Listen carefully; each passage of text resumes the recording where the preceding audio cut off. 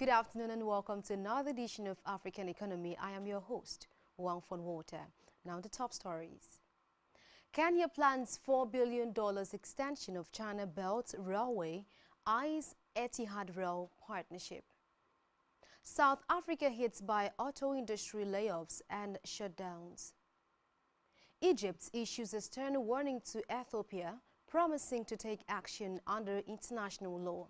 Plus, Nigeria's President Bola Tinubu sets ambitious growth goal for 2027.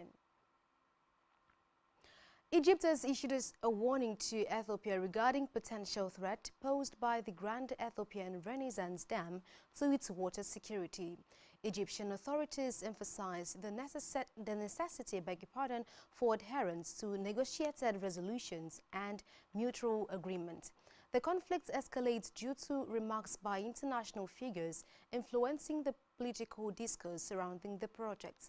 President Abdel Fattah el-Sisi reiterated the warning, emphasizing that Egypt will not tolerate threat to its water security or allow unilateral measures regarding the Nile River. In a telephone conversation with the Sudanese Prime Minister Abdallah Hamdok, Trump remarked that Egypt will end up blowing up the dam if no agreement is reached.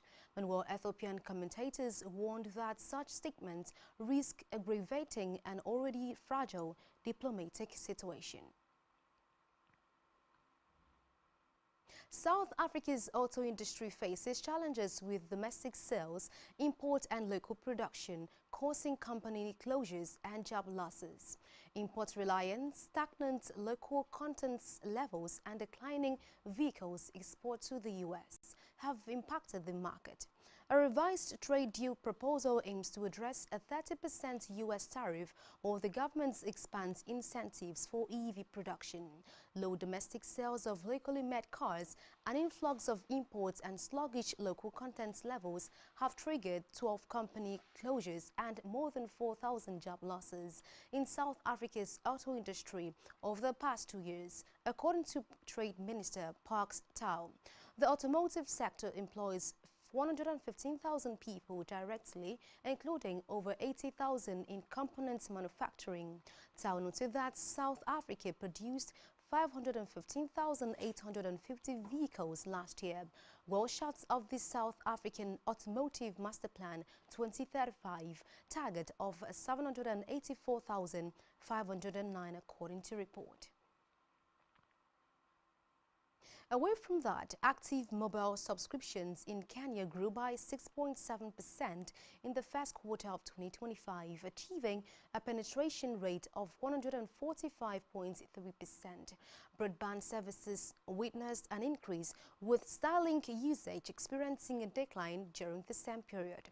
Fixed internet services subscribers rose by 8.1%, while satellite internet subscriptions dropped by 9.9%. The operator's many consumer win-back initiatives throughout the reference period are reasons for this increase.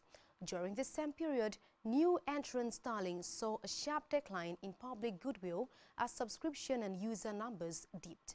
Starlink lost more than 10% of its members in the first quarter of 2025. During that period, the company's subscriber base decreased by over 2,000. In sharp contrast, local service providers saw an uptick in their performance for the first quarter of 2025, having absorbed some of the users that defected from Starlink. Kenya plans $4 billion extension of China Belt Railway eyes Etihad Rail partnership.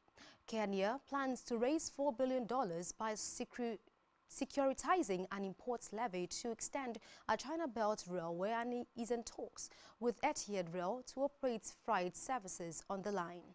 According to the Transport Secretary Davis Chiachia, the government will use revenue from its railway development levy, a 2% tariff on imports that generates about 50 billion shillings annually, to finance the standard gauge railway (SGR) extension from Naivasha to Kisumu and Malabar on the Ugandan border.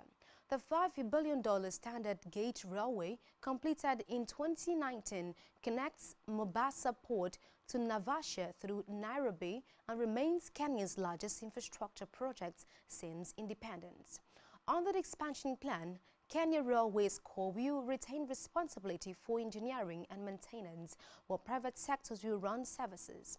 The government aims to extend the network into South Sudan, Ethiopia and the Democratic Republic of Congo to make freight operations more commercially viable. Barrick Mining Corp shares fell after the Canadian miner, booked a $1.4 billion tied to the seizure of its vast Loulo-Gounkoto gold complex by Mali's military junta. The loss reflects the consolidation of the operation following a change of control, the company said in its second quarter earnings report.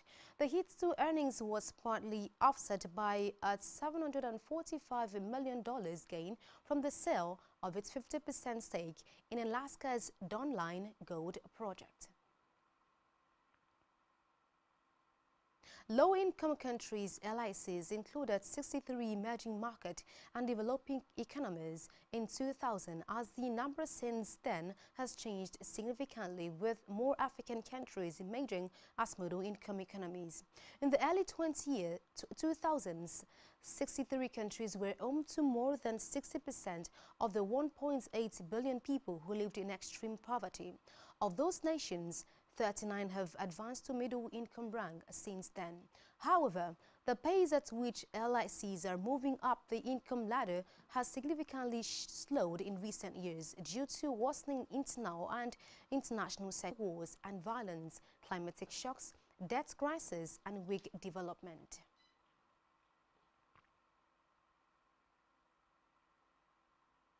Zimbabwe's mining laboratories get overwhelmed amid gold price surge. Zimbabwean laboratories are struggling to keep pace with a wave of mineral samples from mines, accelerating exploration on the back of the record gold prices. Gold hits an unprecedented $3,500 an ounce in April, driven by geopolitical tensions, central bank stockpiling, and more recently economic uncertainty stoked by U.S. President Donald Trump's tariff. Even Zimbabwe, where gold output had slumped after decades of political and economic chaos, has staged a sharp rebound.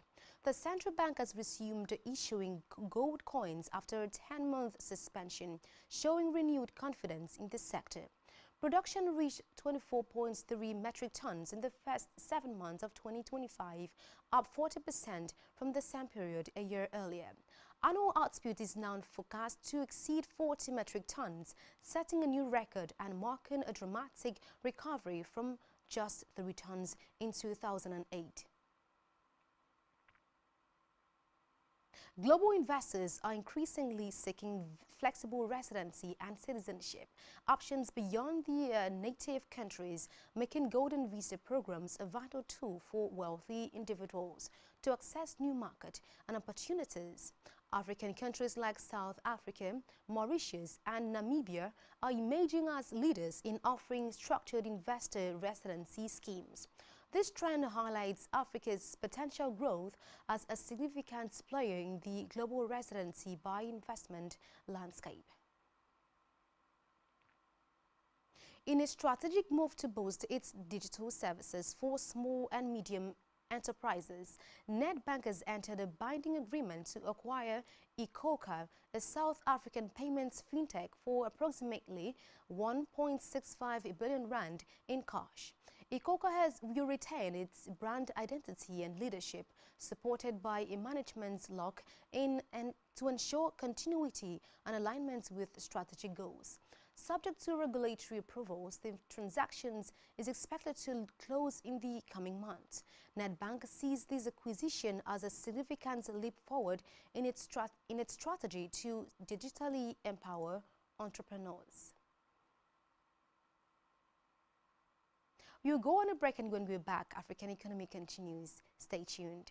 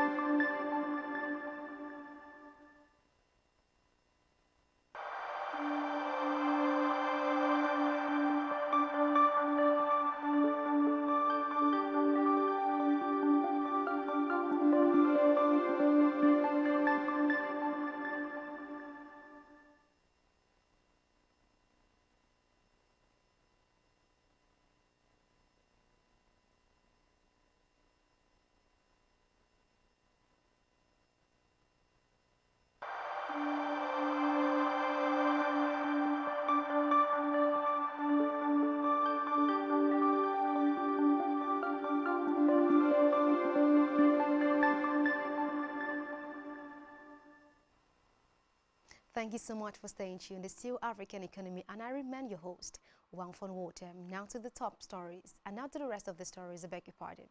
South Africa's Competition Commission has approved Cell C's acquisition of Com Equipment Company without conditions. CEC is to be acquired from the prepared company TPC, a Blue Label telecom subsidiary. The transaction is to be settled through an exchange of Cell C shares. Authorities in Zimbabwe have banned the sale of second-hand clothes in all central business districts across the municipalities. The ban also includes a restriction on all-night vending. During a press conference, the Minister of Local Government and Public Works, Daniel Garwe, announced that the government has prohibited the importation of second-hand clothing as well. He also instructed the city of Harare to work closely with law enforcement to implement these new measures promptly. Garwe emphasized that street vending undermines formal businesses that pay taxes. Additionally, he mentioned that night vending has been associated with illicit drug and substance sales which pose threat to public health, the economy and national security. Let's look at the US dollars against other African countries. The US dollars against Nigerian naira is at 1,531.280 kobo, a depreciative point of 2.120 percentage of negative 0.14. The US dollars against South African rand is at 17,000.6310, an appreciative point of 0.1134. The US dollars against Zambian kwacha is at 23.0300, a depreciative point of 0.1130. The US dollars against Egyptian pound is at 48.2700, a depreciative point of 0.0500, a percentage of a negative 0.10. The US dollars against Algerian dinar is at 1.240. And that's a chart indicating the US dollars against other African countries. Lastly, in African economy, Nigeria's president has set a target of 7% annual economic growth, aiming to lift the country out of its financial struggles. In the first quarter, Nigeria's economy grew by 3.13%, a figure boosted by a rebasing of its gross domestic product, GDP. This exercise increased the GDP size to $143.55 billion, but the growth rate was slower than expected. While addressing the federal cabinet, President Tinubu stated that the reforms implemented have strengthened macroeconomic stability and boosted investor confidence. However, he noted that low public savings remain a constraint on growth. But while critics of the president argue that he has not met the expectations that propelled him to power 14 years ago, they highlight Nigeria's severe security crisis in the conflicts-affected north and the failing economy, which was once ranked as Africa's largest, but is projected to fall to fourth place this year, according to the International Monetary Fund (IMF). Tinubu's economic reforms, which include the suspension of long-standing and costly gas subsidies and measures taken by the central bank, such as currency devaluations aimed at stabilizing the foreign exchange rate, were intended to save the government's money and attract foreign investment.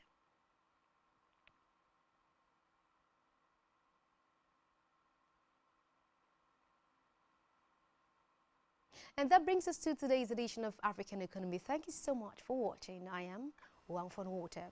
Good afternoon.